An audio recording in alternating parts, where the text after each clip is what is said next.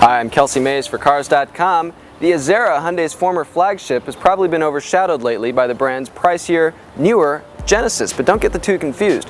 While the Genesis is Hyundai's attempt at a genuine luxury sports sedan, the Azera is distinctly more sedate.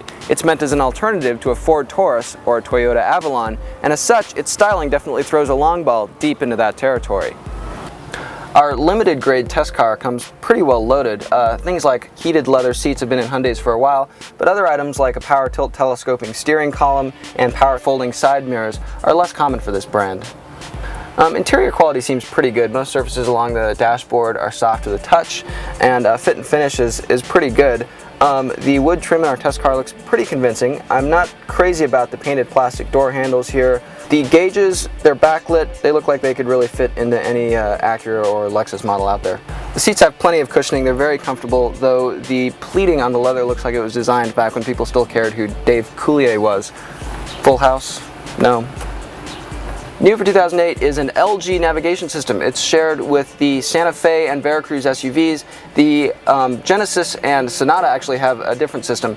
This one's okay. It looks pretty good. It does have physical zoom in and zoom out buttons, though all the buttons here are a lot flimsier than the ones for the temperature controls below, which is a little bit strange. Our test car has a 12-speaker, 605-watt stereo. It actually sounds really great. Unfortunately, there isn't an auxiliary jack to plug in your iPod or other MP3 player. That's something the vast majority of cars these days have.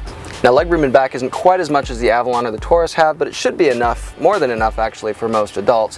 Headroom is excellent, and the backrest is angled such that passengers should have no problem falling asleep. So remember, this is a perfect spot for your mother-in-law. The back seat folds in a 60-40 split like most do. Unfortunately, the opening is pretty low, and there's quite a step up to get to the backrest. Now from the back, the trunk actually has a nice wide opening, plus a low lift-over height and a nice flat load floor. It's about 16.5 cubic feet. It's bigger than the trunk in the Avalon, not as big as the ginormous trunk in the Taurus. Now, our test car has the larger of the Azera's two V6 engines.